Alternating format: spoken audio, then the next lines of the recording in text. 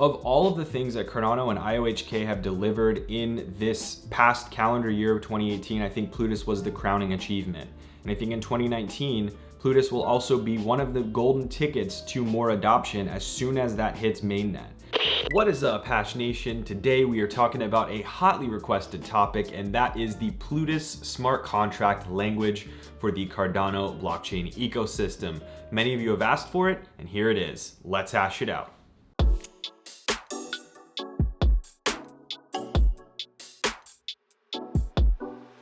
And guys, if this is your first time here, first time joining me on the channel, my name is Forrest. I'm a blockchain developer in industry, and I started this channel right here to help you build your knowledge, boost your cryptocurrency gains, and to help you join the movement towards our distributed, decentralized future. If that sounds good to you, you want to join that movement, just smash that subscribe button like you mean it, and click the little bell notification button as well so we can hang out every single time I post new content, which is every single week. Thanks in advance, guys. Let's dive into the video.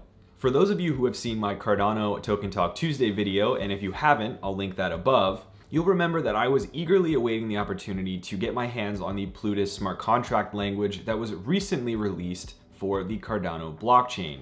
It's currently in testnet and it is awaiting integration into the mainnet, and I have had a chance to dive a little bit more deeply into Plutus, learned about Haskell, the language behind Plutus, as well as some of the benefits, the pros and the cons of Plutus as a language. So I want to do a deep dive today all about Plutus and paint a clear picture about why Plutus is really a game changer for the Cardano ecosystem and the blockchain 3.0 world as it is today. Now, as a little background as to why Plutus was created in the first place, if you remember in 2016, the DAO hack occurred on the Ethereum blockchain. This DAO hack was not a problem related to Ethereum, the protocol. It wasn't a 51% attack. Rather, it was a smart contract code flaw that caused the entire thing. Essentially, Solidity, the smart contract coding language behind Ethereum, has quite a few little gotchas and a lot of room for you to make mistakes as you build smart contracts. And during the DAO hack, the process of token distribution and splitting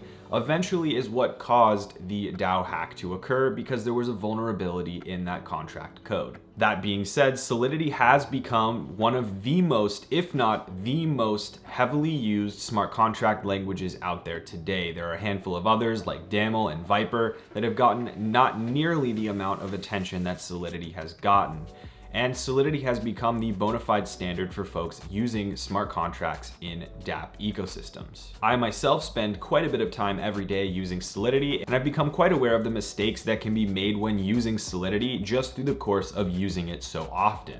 Now, Solidity is well known for its potential to trap developers in sticky situations as they're building their dApps, and there are a couple reasons for this. And number one is that Solidity is an imperative language. I'll talk more about that in a second, but it's really an amalgamation of object-oriented programming and assembly code that talks to the Ethereum virtual machine. And number two, auditing a smart contract becomes very difficult because even if your code compiles, everything looks clean and looks like it's been taken care of, you can still have things happen when it relates to gas and paying for different functions.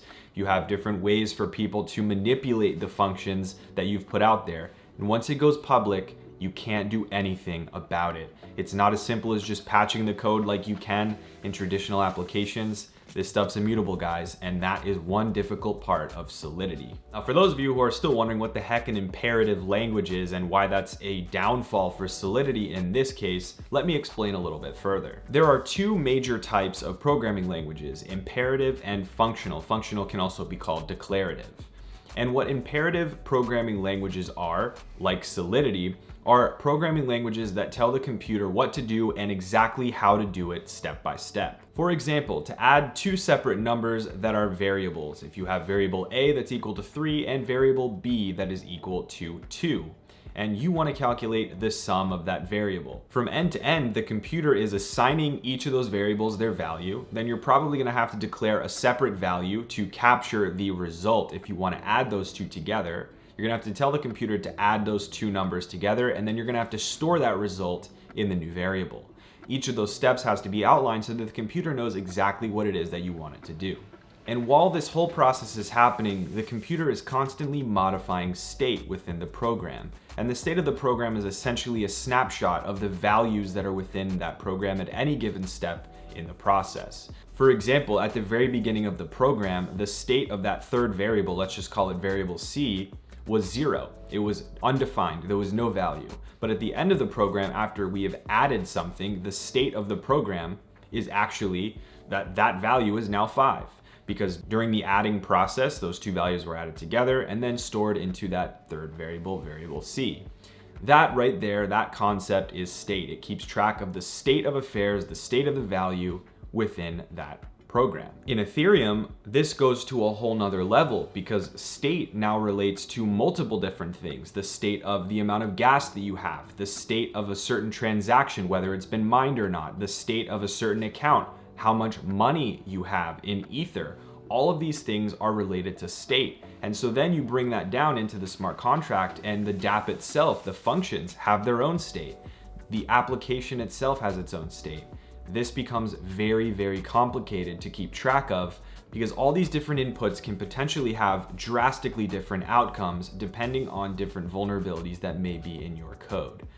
All in all, imperative languages give you a lot of room to be creative, but it also gives you a lot of room to make big mistakes. I myself have fallen victim to this several times. I've created a contract, I've published it, I've made a bunch of tests for it, I know it works, and then I put it out there and someone very quickly finds a vulnerability and abuses it when it goes to a public testnet. That is something that happens all the time, and Solidity, it's very easy to do that. That being said, now as Ethereum 2.0 is being built, the Ethereum core team is oftentimes using another programming language that's very similar to Python, and that's called Viper. Viper is a functional language like Plutus is, and we'll talk more about that in just a second. And this is important because Viper as a functional language is a lot more mathematically provable and predictable as compared to its imperative cousin, Solidity. So now that we understand the problem that Solidity has posed and it being the standard, why there might need to be some change, now we can talk about Plutus, the functional language. Plutus was built off of Haskell, which is a functional programming language that's widely regarded as a fantastic language by all sorts of software engineering professionals. Plutus was intended to be an extremely readable, predictable, and mathematically provable programming language for smart contract-based applications on the blockchain. But you may be wondering, what is a functional language and why is it better in this context, or why do I think it's better in this context? Well, first of all, functional languages differ from imperative languages in the sense that they do not require you to tell the computer every single step to get to a certain answer. And it also does not keep or modify an application's state. Everything happens and then you get a result. That is it. There's no modified state throughout the process, which gives you a lot less to keep track of and makes things a lot more predictable. Functional languages often come packaged with several different methodologies for transforming data, modifying data, and performing mathematical operations that are extremely provable and predictable and are just overall easier to use. In this way, compared to imperative languages, functional languages are more so telling the computer what to do rather than how to do it. And this is a common adage that you hear in the development world, but comparing the two, it's telling the computer what it needs to do, not exactly every single step of how to do it. Another really important factor here is that functional languages by default don't have a lot of dependency built in. If you want to execute a certain function or you want to execute multiple, you can batch them all together. And for example, if one function is vulnerable, it doesn't destroy or potentially make other functions extremely vulnerable as well. The fact that Plutus and other functional languages alike have a lot of well-defined, pre-built methodologies for all the things that you'll likely need to do with it, it makes the end results that come out for a given input very predictable. That means that this language is much more deterministic by default. Deterministic means the same inputs are always going to give you the same outputs, meaning your code is very predictable. That's always what you want. Developers like determinism.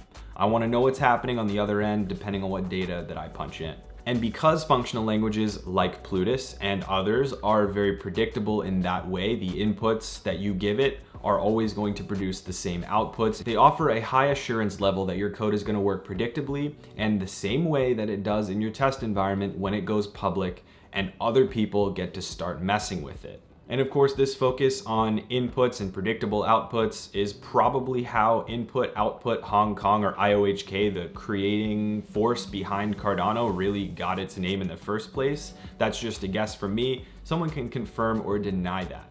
Overall, Plutus encompasses this entire paradigm. It is that the inputs that you put into this contract and the functions therein are going to be extremely predictable in terms of their outputs and the subsequent effect at the end of the program. Now, just to wrap this up in a neat little bundle for you, imperative languages require you as a developer to outline every single step that's required along the way to modify state to eventually get to the end result that you're looking for. You need to tell the computer exactly what to do and how to do it. With a functional language, on the other hand, you're telling the computer what you want it to do, and then it's going to handle it and give you the outputs based on methods that you're given with the language. And in my mind, this also means that functional languages are a lot more predictable and a lot safer in an immutable environment, a public immutable environment like a blockchain. And in this case, that's why I'm so excited about Plutus, because it brings that high assurance code, the predictability that we're really lacking with Solidity, into the real world. Now, I know that's a lot of information on code, and I'm sure a lot of people really weren't interested in the specifics of code, but I think it's very important for you to understand why Plutus was created in the first place. Because I know that a lot of people are frustrated with how long Cardano is taking to get things into mainnet, and I know a lot of people were frustrated with how long Plutus took to develop in the first place. Now, I just wanted to make sure that people understand that this was built to solve a direct problem. This was built for a specific purpose, and I think it was extremely necessary for Cardano and all that it's trying to do to build a language that serves its purpose better. It's not always the first to market that wins out. A lot of times it is the first to market that makes a lot of the mistakes that then subsequently other companies and other organizations can seek to improve upon, and I think that's what Cardano is trying to do here. Now, I also want to caveat all of this by telling you that functional languages and imperative languages all have different use cases. There's value to both, and I'm not saying Solidity is useless. I'm still going to use it every day. I still do, and I probably, for a long period, always will. However, functional languages in this case, especially Plutus, offer a lot of benefits in terms of security, predictability, and provability of your code when you start to deploy it into a public environment. Now, like I mentioned early on in the video, Plutus is actually derived and built from the language called Haskell. And Haskell has a rabid group of fans. A lot of really experienced programmers and software engineers really like this, especially where mathematically provable solutions are very important, especially when things come to money or come to calculations on a spacecraft. That's often where Haskell is used. It's very clean, it's very readable, and it makes perfect sense when you look at it logically. Now, this also makes perfect sense because Cardano itself, the whole overall infrastructure behind the protocol, was also built primarily with Haskell as well. So this environment is very Haskell dependent. And the goal here was to take some of the benefits of an imperative language, like the ability to keep a certain state variable on the blockchain, so the state of a payment channel, for example, but also integrate that into a smart contract language that does not have insane state mutability and all sorts of crazy things going on like you have in Solidity. So in this case, you have a very provable, safe programming language that feeds into a blockchain ecosystem, the Cardano blockchain, that can then keep track of token payments, so on and so forth. Now, Professor Philip Wadler, the programming language lead over at IOHK, or the Cardano group, have collective decades working with Haskell, so I definitely think that they understand exactly where they want to take this language going forward. Overall, I think Professor Wadler is really looking at how to protect Plutus users and Cardano users from the potential failures that they have seen with Solidity that have lost millions and millions of US dollars. Question of the day, guys. Do you like Plutus? What do you think of it? Are you interested in testing Plutus out if you're a developer? Let me know in the comments below or in the YouTube poll above. So let's talk more about Plutus's functionality and what it means for the ecosystem. First and foremost, Plutus is a Turing-complete programming language, meaning it can harness and access almost all of the functionalities and programmatical efforts that your computer can possibly have. This also means that Plutus is by default more extensible and more usable for different applications and use cases than a non-Turing complete language will be. And yes, Turing complete is actually a reference to Alan Turing. If you haven't seen the movie about him, it's definitely worth the watch. Number two, Plutus is built with a virtual machine, much like Ethereum's Solidity is. Ethereum has its own Ethereum virtual machine that handles all of the byte by byte, bit by bit level calculations and function execution that occurs on the blockchain itself. Essentially, what a virtual machine does is it takes the computer programming language that you enter, which would be Plutus or Solidity. It breaks it down into assembly code, which is a more computer readable and computer understood language that then executes those functions and modifies state, does whatever it is that it's supposed to do. IOHK has also worked on building out a much more secure and much more efficient virtual machine to handle Plutus contracts. And so far, they have a pretty solid standard going on their GitHub repository and on their website to test out. Number 3, Plutus is very much oriented towards more mathematically driven functionalities like the transfer of value, the modification of different money contracts, so on and so forth. The fact that this is a very targeted approach to more financial oriented use cases makes perfect sense based on the fact that this is a functional language. I don't think the focus for Cardano and the team was to build out a widely open ecosystem where you can build gaming dApps, because there are a lot of other platforms that do that. I think we're starting to see specialization, and in this case, very financially driven language, very financially driven smart contract concept, and I think it's actually going to serve them well in the long term. And number 4, which is a very interesting one to me, is that Plutus is built to handle both on-chain and off-chain code, meaning your sort of business logic, your off-chain, almost middleware code, as well as your on-chain code that handles the on-chain aspect. So let's just say an on-chain escrow. You can put all of that into one file, and you can use certain notations built into the Plutus language to tell the virtual machine what is supposed to happen where. Now, this is very interesting because in a certain instance where you're running, let's just say, a decentralized eBay, where you want to run an escrow and you want to deliver a product and then release that money as soon as that product is delivered, you can have certain code execute off-chain, maybe in a secure environment, and then you can have the other code that facilitates the transfer of tokens or coins in a completely other on-chain ecosystem. This is very interesting, and I'm very curious to start to get my hands on this and learn more about how this works. So stay tuned for that in the future. Now, in terms of Plutus's meaning and overall value to the Cardano ecosystem right now, I think as Cardano moves to stake pools and some of the new functionality that is coming with their Shelly update in the near future, Plutus is going to become even more important than it already is. I think all of the foundational pieces that have been built up on the Cardano ecosystem that are making their way into mainnet are huge paramount opportunities for Cardano to prove the doubters wrong. Like I mentioned before in the video, Cardano and the team behind it has had the opportunity to take lessons learned from other platforms like Ethereum, like EOS, like Tron that have all pushed things to mainnet. Yes, are they behind? Have they not pushed everything to mainnet? Certainly. But I also think that slow and steady can definitely win this race. And I don't mean win and be the only platform that will ever exist for the rest of time. More so, it will allow them to build a better product. Now, they still have to deliver, but I believe that all this time that it's taking and the fact that they've built everything from scratch is really game-changing. The other thing is that because Plutus is so similar to its base language, which is Haskell, a lot of these developers out there that love Haskell, that want to use Haskell for their jobs, that only know Haskell, for example, will definitely be able to jump in and get started building dApps with Haskell right away, or with Plutus right away. And that developer community is largely untapped because there's no other platform that I know of that's very popular that uses Haskell-based languages at all. Of all of the things that Cardano and IOHK have delivered in this past calendar year of 2018, I think Plutus was the crowning achievement. And I think in 2019, Plutus will also be one of the golden tickets to more adoption as soon as that hits mainnet.